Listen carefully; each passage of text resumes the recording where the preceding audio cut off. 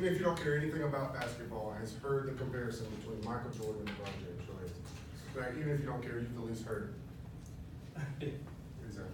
Recently, I was arguing with an owner from my company, this very debate, and I was arguing Michael, and he was arguing LeBron James. So we talked for about 45 minutes, and finally, I just asked him one simple question. I said, okay, if you've got one shot, and the season's on the line, and it comes down to this one shot, whose ball in the hand? Who do you want to take in that shot? He said, well, okay, in that scenario, I would give the ball to Michael.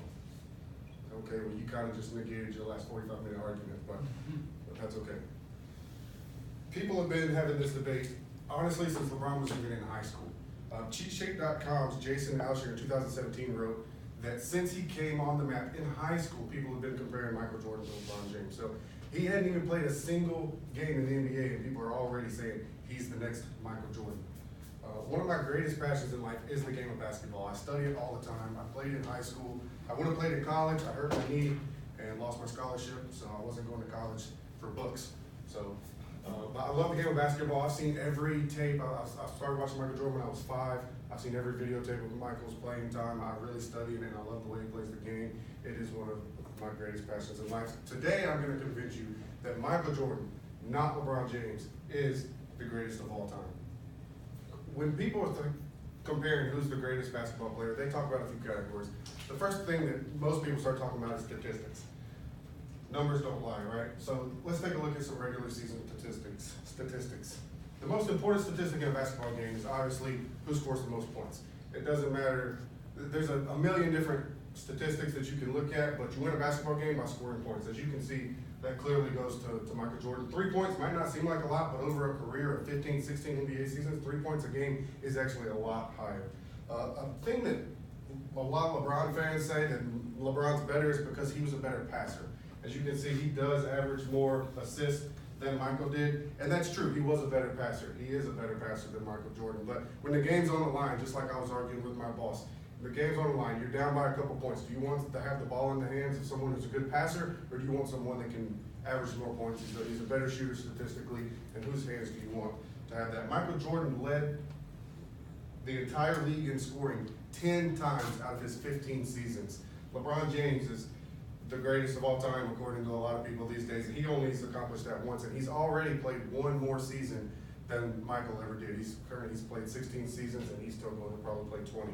But Michael did that 10 times, and Michael also won the MVP 5 times. So 33% of his seasons, he won the entire MVP, and LeBron's only done that 4 times.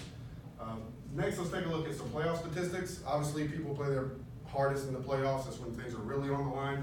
As you can kind of tell, LeBron's statistics go up a little bit during the playoffs. He steps it up. Michael's go up a lot, right? His points per game go up almost 4 points per game in the playoffs. 33.5 points in the playoffs is honestly incredible. It's the highest average of all time. And his steals, I mean, three steals doesn't sound like a lot, but when you're talking about a steal that's turning into points, that's actually a lot of points. Michael Jordan was also a great defensive player. That's something else that LeBron fans always hit me with. Well, LeBron's better defensively. And they say this because he's so big, he's so strong, he chases down and gets a lot of blocks. But really, if you look at the numbers statistically, Michael Jordan was a far better defensively. In 9 of his 15 seasons, Michael Jordan made the NBA All-Defensive Team. LeBron James has only done that 6 times, and again, has already played 1 more season than Michael did. Michael also led the entire league in steals 3 times in his career. LeBron James has never finished the season leading in a statistical category defensively. There's also only been 1 player in the history of the NBA to win the scoring title, win the MVP, and Defensive Player of the Year in the same season, and of course, that's Michael Jordan. So another thing that people look at when they're comparing who's the best basketball player of all time is who's got the most championships, right? Everybody plays basketball to win championships. So let's talk about that for a second. Another big thing that LeBron fans tell me is he's been in the finals 9 times, 8 times in a row. That's honestly incredible. I've never seen it before. We'll probably never see it again. He's with the Lakers now, so they're definitely not going to the finals. But to go to the finals 8 times in a row is honestly incredible. But people say he's only won 3 championships out of those 9 times. So the reason people say that is, people that argue for LeBron is that, well, Michael had better teams in the 90s. He played with better people. He had better teams. And that's not the case either. Only twice out of Michael Jordan's 6 finals appearances did his team enter the finals having won the most games that year out of any other team. The other 4, his team, he didn't have statistically the best team that year, but he really showed up when it was time. Out of LeBron James' 9 times, 6 times, they had the most wins out of anybody else that season. So you're telling me that you have a good enough team to win more games than anybody else that season, but not a good enough team to win the championship? The fact is, Michael really showed up when it was time to play. He went to 6 NBA finals, he won 6 NBA championships, and he also won 6 NBA finals MVPs. If Michael Jordan had went to 9 championships, he would have won all 9 of them. There's no way. You weren't going to shut him down. So something else, one last thing, we've taken a look at some numbers, we've taken a look at championships. Let's take a look at their heart. To me, this is the most important thing you can look at as far as a basketball player, and that's their heart, their determination to win. A lot of people don't know this, but in 1993, Michael Jordan's father was murdered, and his father meant a lot to him. It's the reason why he fell in love with the game of basketball. He stayed up all night shooting basketball shots, and he had to make 100 shots before he could come in, and he really pushed him to be the player that he was. So his father's death really took a toll on him. On June 6th, 1996, it was Game 5 of the NBA Finals, and it's also Father's Day. So personally, if that was a day for me and my father, and he's on my mind, I don't know if I would have been able to show up and perform, but that didn't happen. What happened with Michael? He had a triple-double. He scored 40 points, 12 rebounds, 9 assists, and actually had like 10 steals. It was incredible. He almost had a quadruple-double on Father's Day. This picture is about 10 minutes after he won that championship. He just collapsed on the floor. Reporters were wanting to talk to him, but he just stood there for a while. He actually started crying. He couldn't believe it. On Father's Day, 3 years after, he showed up in a game that a lot of people might have been in their head about. He had one of the best games of his life. Another really famous game is the flu game. This was on June 11th of the next year, next NBA Finals, 1997. Michael Jordan had the flu. He couldn't even barely walk. He didn't want to play, but it was the NBA Finals. It's Game 3. They were actually down 1 game to the Detroit Pistons, and there was no way you're going to keep him off the field, right? So he could barely walk, but he went on the court. He scored 38 points. He had 12 rebounds. And as soon as the game ended, this is a picture of Scottie Pippen literally carrying him off the court. He carried him to the bench. He put his arm around his team, really embraced him. You can't say any more about the man's heart. He was going to show up. Anybody else that's got the flu, I'm sure we all know what it's like to have the flu. That's no fun, right?